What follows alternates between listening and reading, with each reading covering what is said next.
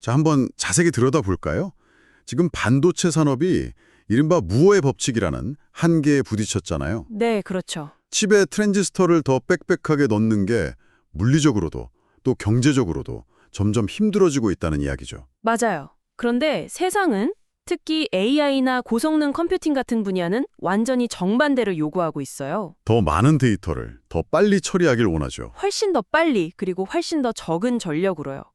이 엄청난 격차, 이 모순을 어떻게 메울 수 있을까요? 그래서 업계가 내놓은 답이 칩을 옆으로 넓히는 게 아니라 아파트처럼 위로 쌓아 올리는 3D 적층인 거군요. 바로 그겁니다. 그리고 이 3차원 반도체 혁명의 심장부에 바로 오늘 우리가 파헤쳐볼 하이브리드 본딩 기술이 있다고 들었습니다. 네, 맞습니다. 이게 정확히 뭔가요? 왜 이게 그렇게 게임 체인저라고 불리는 건지, 그리고 이 기술을 둘러싼 글로벌 기업들의 전쟁은 또 얼마나 치열한지 오늘 한번 제대로 파헤쳐 보겠습니다. 좋습니다. 이걸 이해하려면요. 우선 기존 방식이 어떤 문제가 있었는지부터 알아야 해요. 왜 굳이 이렇게 어렵고 새로운 기술이 필요했는지를요. 제가 알기로는 예전에는 마이크로 범프라고 해서 아주 작은 납구술 같은 걸로 칩들을 뭐랄까 땜질해서 붙였다고 들었는데 맞나요? 정확합니다. 솔더, 즉 땜납으로 만든 아주 작은 공, 범프로 칩을 연결하는 방식이었죠. 수십 년간 아주 잘 써왔는데 이게 명확한 한계에 부딪혔어요. 한계요? 네, 전문가들이 스페일링의 벽이라고 부르는 현상인데요. 범프 간격을 10마이크로미터 이하로 좁히려고 하니까 온갖 문제가 터져나오기 시작한 거죠. 어떤 문제들인데요? 가장 직관적인 건 물리적인 문제예요. 간격이 너무 좁아지니까 땜질하려고 열을 가했을 때 녹은 솔더가 옆에 있는 범프랑 툭 하고 붙어버리는 거예요. 아, 이걸 브릿지 현상이라고 하는데 바로 합선, 쇼트로 이어지죠. 그럼 그 비싸게 만든 칩 전체를 그냥 버려야 합니다. 마치 녹은 치즈가 옆으로 흘러서 다른 토핑이랑 붙어버리는 것처럼요. 생각만 해도 끔찍하네요. 그렇죠. 전기적 열정 문제도 아주 심각해요. 그것도 있군요. 네. 솔더라는 물질 자체가 구리보다 전기 저항이 높아서 데이터 신호가 지나가는 걸 방해하고요. 열도 잘 빼주지 못해요. 열. HBM처럼 칩을 10층 이상 쌓는다고 생각해 보세요. 맨 아래층 칩은 열 때문에 거의 찜질방 수준이 되는 겁니다. 핫팩이 되겠네요. 맞습니다. 게다가 이 범프랑 그 사이를 메우는 언더필이라는 물질이 차지하는 높이 때문에 전체 패키지가 점점 뚱뚱해지는 문제도 있었고요. 결국 더 촘촘하게, 더 효율적으로 연결할 새로운 방법이 절실했군요. 그게 바로 하이브리드 본딩이고요. 맞습니다. 여기서 정말 중요한 건 하이브리드 본딩이 단순히 마이크로 범프를 개선한 기술이 아니라는 점이에요. 이건 완전히 다른 패러다임의 전환입니다. 패러다임의 전환이요? 네.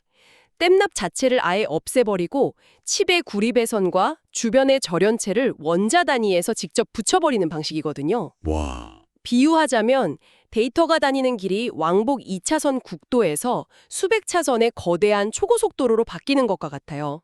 I/O 밀도, 즉 데이터 통로의 수가 수십 배에서 수백 배까지 늘어나니까요. 여기서부터 정말 궁금해지는데요. 땜질도 없이 금속인 구리랑 비금속인 절연체를 어떻게 원자 수준에서 붙인다는 거죠? 이건 무슨 마법 같은데요? 마법처럼 들리지만 사실은 아주 정교한 물리학의 영역입니다. 과정은 크게 두 단계로 나뉘어요. 상온에서 일단 살짝 붙여놓는 가접합 단계, 가접합. 그리고 고온에서 완벽하게 하나로 만드는 어닐링 단계죠. 그럼 1단계 가접합부터 한번 들어볼까요? 우선은 웨이퍼 표면을 아주 깨끗하게 만들어야 해요. 주로 이산화규소라는 절연체로 덮여 있는데 이 표면에 플라즈마를 쏴서 눈에 보이지 않는 오염물질을 싹 제거합니다. 네. 동시에 이 과정에서 표면 원자들의 결합 일부가 끊어지면서 불안정한 상태가 돼요. 이걸 댕글링 본드라고 하는데 쉽게 말해 원자들이 악수하려고 빈손을 내밀고 있는 상태로 만드는 거죠. 표면이 원자 수준에서 끈적끈적해지는 거군요. 바로 그겁니다. 원자들에게 악수할 손을 만들어준다고 생각하시면 돼요. 재밌는 비유네요. 그렇게 끈적하게 만든 다음에는 어떻게 하죠? 그 활성화된 표면을 아주 깨끗한 초순수라고 부르는 물로 씻어내면 표면에 물 분자들이 얇게 달라붙습니다. 네.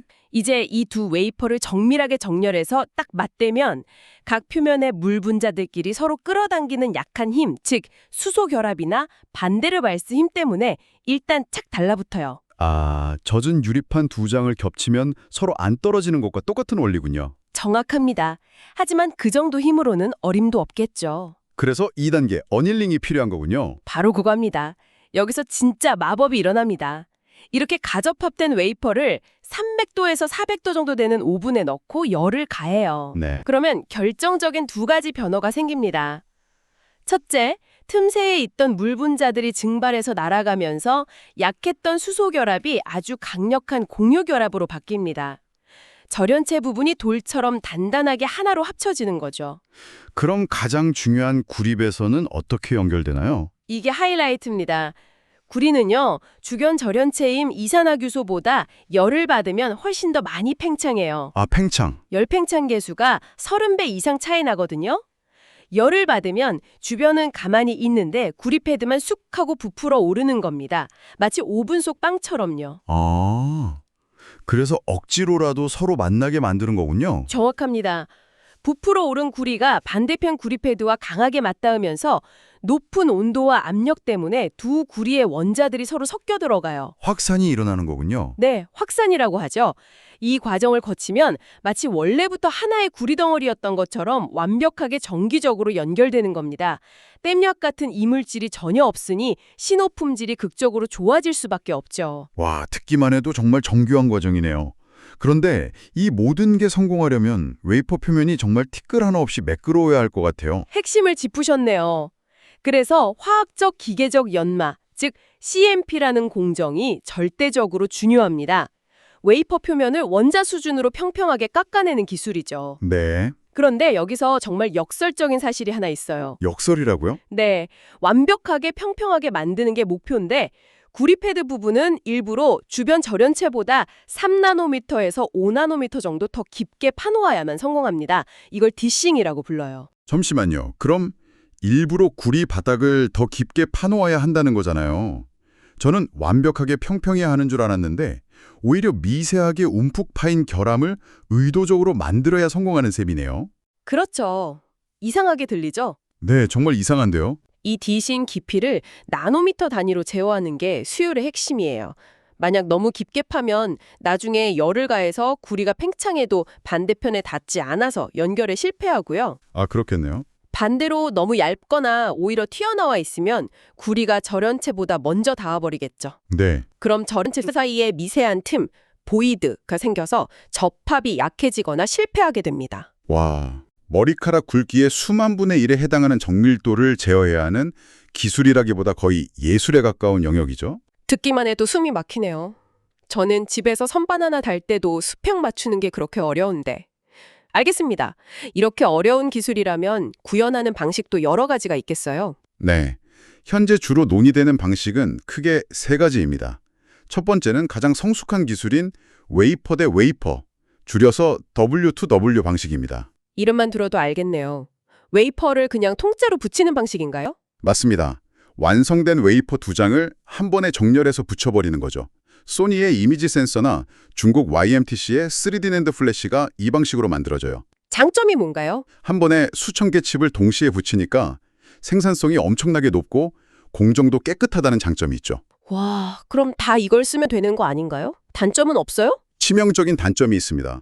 바로 수율 문제예요. 수율이요? 버리면 멀쩡했던 비웨이퍼 칩까지 버려야 합니다. 아, 마치 샌드위치를 만드는데 곰팡이 핀 식빵 한 묶음이랑 완벽한 치즈 한 묶음을 그냥 통째로 합쳐버리는 거랑 같네요.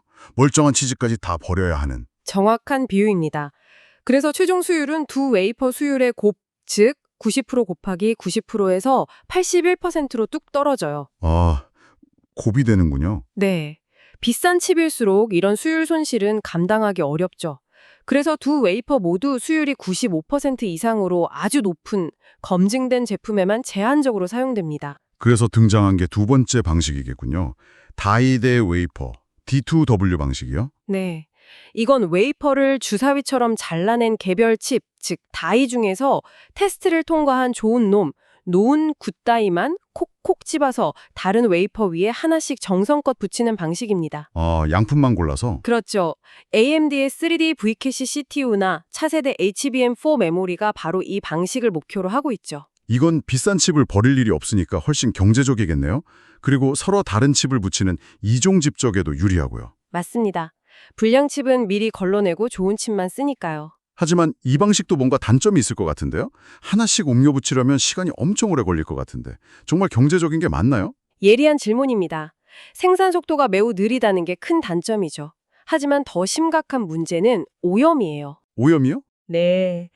칩을 자르는 과정에서 눈에 보이지 않는 미세한 실리콘 입자, 파티클이 발생하는데 이게 접합면에 내려앉으면 재앙이 벌어집니다. 어떤 재앙이요? 1마이크로미터짜리 먼지 하나가 마치 침대 시트 밑에 작은 콩알 하나가 있는 것처럼 그 주변 넓은 영역 전체를 들뜨게 만들어서 접합을 실패시켜요. 이걸 텐팅 효과라고 부릅니다. 와, 먼지 하나 때문에. 결국 WW는 생산성은 좋지만 수율이 문제고 D2W는 수율은 좋지만 생산성과 오염이 문제고 딜레마네요. 그래서 이 둘의 장점만 합치려는 시도가 세 번째 방식, 집합적 다이대 웨이퍼, 줄여서 Co-D2W입니다. 그건 어떤 방식이죠? 좋은 칩들만 골라서 임시 웨이퍼에 다시 예쁘게 배열해요. 일종의 양품 어벤져스 웨이퍼를 만드는 거죠. 양품 어벤져스요. 그 다음에 이걸 목표 웨이퍼와 WWW 방식으로 통째로 붙이는 겁니다. 오, 정말 두 방식의 장점을 합친 아이디어네요. 이건 성공했나요? 아이디어는 좋지만 추가 공정이 들어가니 비용이 더 들고 칩을 옮겨 심는 과정에서 미세한 오차가 누적될 수 있다는 문제가 있어서 아직은 활발히 연구 개발이 진행 중인 단계입니다. 결국 WW, D2W, Core D2W 모두 장단점이 뚜렷해서 어떤 방식을 선택하느냐가 기업의 전략과 직결되겠네요. 실제로 이 기술들을 가지고 전쟁을 벌이고 있는 회사들은 어떤 전략을 쓰고 있나요? 이제 진짜 전쟁터 이야기로 넘어가는군요. 이 장비 시장은 크게 세 플레이어가 주도하는 삼국지 구도입니다. 삼국지요? 네. 먼저 네덜란드의 베시라는 회사가 있어요. D2W 장비의 제왕이라고 불리는데 칩을 로봇팔로 정확하게 집어서 원하는 위치에 놓는 픽앤플레이스 기술에서 세계 최고의 정밀도를 자랑합니다. D2W의 제왕. 그럼 W2W 쪽에도 강자가 있겠네요? 네, 오스트리아의 EV그룹입니다. 이 회사는 W2W 시장을 거의 독점하고 있는 절대 강자예요. 가장 성숙한 시장을 꽉 잡고 있는 거죠. 마지막 한 축은 어딘가요? 반도체 전공정 장비의 거인, 미국의 Applied Materials입니다. 이 회사는 하이브리드 본딩을 단순한 포장 기술이 아니라 반도체 제조의 연장선으로 보고 시장에 뛰어들었어요. 관점이 다르군요. 네, 특히 D2W의 제왕인 배시와 손을 잡고 키넥스라는 통합 시스템을 만들었는데 D2W의 최대 난제인 오염 문제를 원천적으로 해결하려는 아주 야심찬 시도입니다. 이런 장비 회사들이 치열하게 경쟁하는 가장 뜨거운 전장은 어딘가요? 다연코 차세대 고대역폭 메모리 HBM4 시장입니다. HBM4? 네, HBM4는 표준 규격상 16단까지 쌓으면서도 전체 두께를 775 마이크로미터 이하로 맞춰야 해요. 기존 마이크로본 프로는 거의 불가능한 두께라서 하이브리드 본딩이 선택이 아닌 필수가 된 거죠. 여기서 우리나라 기업들, 삼성전자와 SK 하이닉스의 운명이 갈리겠군요. 맞습니다. 아주 흥미로운 상황이 펼쳐지고 있어요. 현재 HBM 시장의 1위인 SK 하이닉스는 아이러니하게도 딜레마에 빠져 있습니다. 1위인데 딜레마라고요? 네.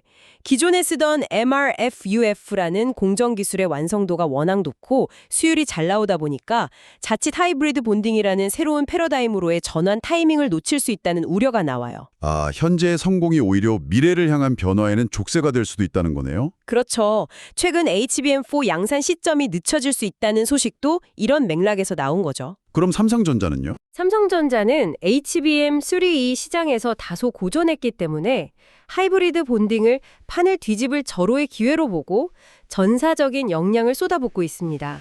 기회로 보는군요. 네. 자회사인 세메스를 통해 장비를 직접 개발하는 건 물론이고 심지어 중국 YMTC의 관련 특허를 돈 주고 사왔다는 루머까지 나올 정도로 굉장히 공격적으로 움직이고 있어요. 로직 칩 분야에서는 TSMC가 AMD CPU에 이 기술을 적용해서 이미 앞서가고 있고 인텔도 맹추격 중이라고 들었습니다. 그런데 여기서 정말 놀라운 변수가 등장하더군요. 바로 중국입니다. 네, 아주 중요한 포인트입니다. 미국의 그 강력한 제재 속에서 중국이 이 분야에서 성과를 내고 있다는 게 사실인가요? 사실이고요. 그냥 성과가 아니라 상당한 성과입니다. 대표적으로 YMTC라는 메모리 회사가 있어요. 이 회사는 엑스태깅이라는 자체 기술로 3D 랜드 분야에서 W2W 방식의 하이브리드 본딩을 세계 최초로 상용화하는 데 성공했습니다. 세계 최초요?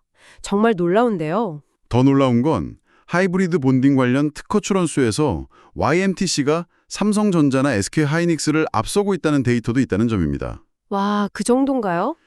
이건 단순히 기술을 베끼는 수준을 넘어서 미래의 특허 분쟁이 발생하면 오히려 중국이 유리한 고지를 점할 수도 있다는 걸 의미해요. 심각한데요? 게다가 파이오테크 같은 자국 장비 업체들도 키우면서 서방의 제재에 대비하고 있고요. 하이브리드 본딩이 단순한 기술 경쟁을 넘어 국가 안보와 직결된 전략 기술이라는 걸 보여주는 대목이죠. 정말 총성 없는 전쟁이네요. 물론 이 기술이 우리 스마트폰이나 노트북에 들어오기까지는 아직 넘어야 할 산들이 많겠죠. 물론입니다. 가장 큰 숙제는 여전히 D2W 공정의 파티클, 즉 오염 제어 문제입니다. 그리고 열 관리도 큰 도전이에요. 아, 열 문제. 네. 칩을 고층 빌딩처럼 쌓아 올리면 아래층은 열이 빠져나가기 어렵거든요. 그래서 미래에는 칩과 칩 사이에 냉각수를 직접 흘려보내는 미세유체 채널 같은 어떻게 보면 공상과학 같은 기술도 연구되고 있습니다. 수십 층으로 쌓인 칩 내부에 결함이 생겼을 때 이걸 부수지 않고 어떻게 찾아내고 수리할 것인지도 큰 문제겠네요. 네, 맞습니다. 검사 및 계측 기술도 함께 발전해야 하는 아주 어려운 과제입니다. 자, 오늘 정말 깊이 파고 들어봤네요. 정리를 해보면 하이브리드 본딩은 단순히 칩을 붙이는 새로운 방법이 아니라 반도체 제조의 앞공정과 뒷공정의 경계를 허물고 2차원에 갇혔던 무어의 법칙을 3차원으로 확장하는 핵심 열쇠다. 이렇게 볼 수 있겠습니다. 정확한 정리입니다. 2026년은 HBM4 양산이 본격화되면서 하이브리드 본딩이 선택이 아닌 필수가 되는 원년이 될 겁니다. 바로 2년 뒤네요. 네. 결국 이 기술을 먼저 완벽하게 장악하는 기업과 국가가 다가오는 AI 시대에 하도역 할권을 쥐게 되겠죠. SK하이닉스와 삼성전자의 자존심을 건 대결, TSMC의 독주를 막으려는 인텔과 AMD의 도전, 그리고 미국의 제재를 뚫고 나오는 중국의 무서운 추격까지 반도체 패키징 역사상 가장 역동적이고 중요한 시간이 바로 지금 우리 눈앞에서 펼쳐지고 있습니다.